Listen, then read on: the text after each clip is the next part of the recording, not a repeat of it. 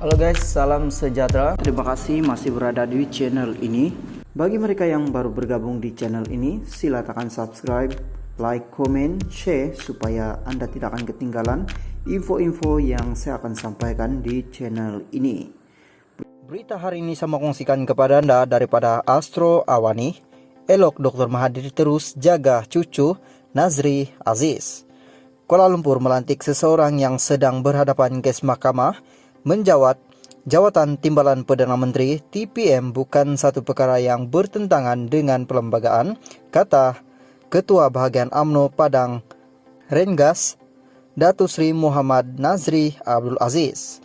Menurut Muhammad Nazri, seorang TPM tidak boleh membantu Perdana Menteri dalam menjalankan tugas-tugas yang berlandaskan perlembagaan negara. Beliau berkata, jawatan TPM tidak ada dalam perlembagaan negara. Sebaliknya, ia amalan politik yang bermula ketika negara ini mencapai kemerdekaan.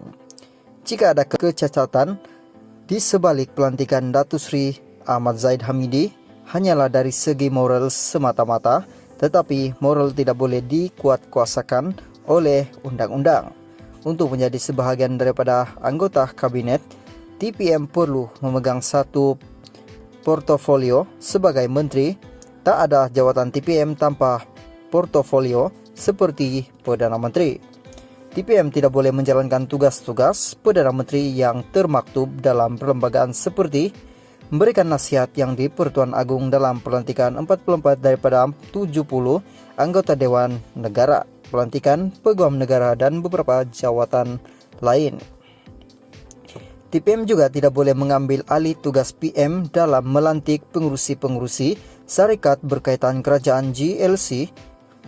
Ia adalah tugas PM yang ditetapkan dalam perlembagaan. Sekiranya apa-apa berlaku ke atas PM ia tidak bermakna TPM akan harus menggantikannya kerana ia adalah kuasa yang di Pertuan Agung, katanya kepada Astro Awani.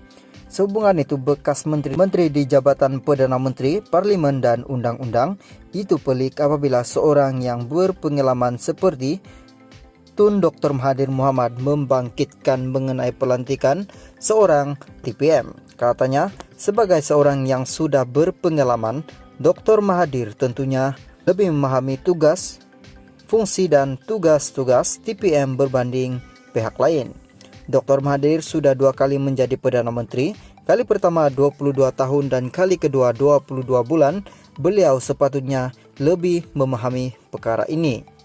Dalam usia yang sudah lanjut, tidak perlulah ada dendam yang mendalam, hiduplah dengan tenang. Sekiranya mahkamah mendapati Zahid bersalah dalam kes yang sedang dibicarakan, beliau tentunya akan digugurkan dari kabinet. Dr. Mahathir berkata, beliau mahu menjaga cucu buat masa ini dan saya rasa itulah sepatutnya beliau lakukan, bukan lagi mencampuri urusan kerajaan, katanya lagi. Awal hari ini, Dr. Mahathir mempersoalkan pelantikan TPM yang masih berdepan pendakwaan mahkamah. Menerusi intri terbaru di akaun Twitter pribadinya, bekas ahli Parlimen Langkawi itu berpendapat perlu satu bentuk reformasi terhadap jawatan tersebut. Halo guys, salam sejahtera. Terima kasih masih berada di channel ini. Bagi mereka yang baru bergabung di channel ini, silakan subscribe, like, comment, share supaya Anda tidak akan ketinggalan info-info yang saya akan sampaikan di channel ini. Berita hari ini saya mau kongsikan kepada Anda daripada Malaysia Gazette. Derma RM642 juta dari Arab Saudi bukan cerita dongeng. Kuala Lumpur, derma sebanyak RM642 juta dari Arab Saudi kepada bekas Perdana Menteri Datuk Seri Najib Razak bukan cerita dongeng. Sebaliknya, beberapa pihak telah mengesahkan kehujutan derma itu ketika dipanggil sebagai saksi sepanjang perbicaraan di mahkamah. Menurut pengadil, akaun Facebook Najib Razak, antara pihak terbabit ialah Suruhanjaya Pencegah Rasuah Malaysia (SPRM) dan MB Bank selain bukti dalam bentuk dokumen transaksi permindahan dana SWIFT. Malah katanya penghakiman bertulis Hakim Datuk Nazlan Muhammad Ghazali turut mengaku terdapat pindahan dana tersebut, tetapi dia kata ia tidak boleh disahkan sebagai derma dari Raja Saudi Arabia sebagai Raja Abdullah. Tertulis namanya sebagai pembayar dan ianya tidak ditulis secara nyata dalam dokumen SWIFT bahwa ianya merupakan dokumen dari Raja Abdullah. Namun pendakwaan serta hakim tidak pernah jelaskan kenapa pula Kementerian Keuangan Arab Saudi sanggup membayar Najib sebegitu banyak sekiranya derma itu tidak wujud, katanya menurut siaran Facebooknya hari ini. Kata Najib, biarpun beliau bebas untuk menggunakan Rm642 juta yang diterima dari Arab Saudi untuk apa saja, tetapi tidak digunakan untuk pribadi.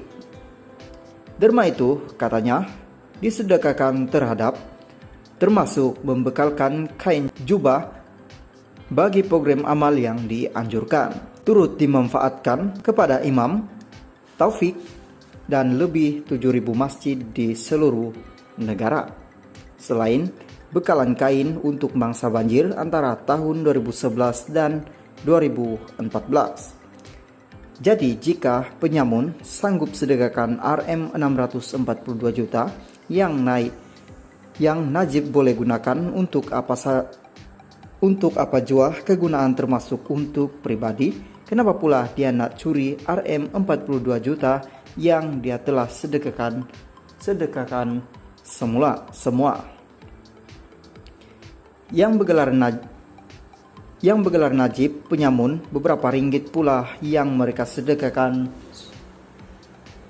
Soalnya Najib turut menyindir pihak tertentu agar tidak memetik dana dan dikenali sebagai Rm2.6 bilion pula sebab ianya turut disahkan dalam mahkamah bahwa dana tersebut telah dipulangkan kepada pengantar 4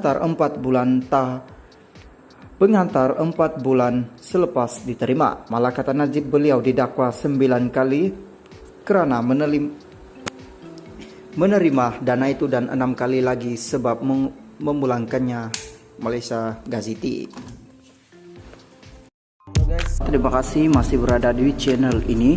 Bagi mereka yang baru bergabung di channel ini, sila tekan subscribe, like, komen, share supaya Anda tidak akan ketinggalan info-info yang saya akan sampaikan di channel ini. Berita hari ini saya mau kongsikan kepada Anda daripada berita harian. Tun Mahathir sifatkan kerjasama PHBN pelik, jejas kepercayaan rakyat. Putrajaya kerjasama Pakatan Harapan PH dengan UMNO dan Barisan Nasional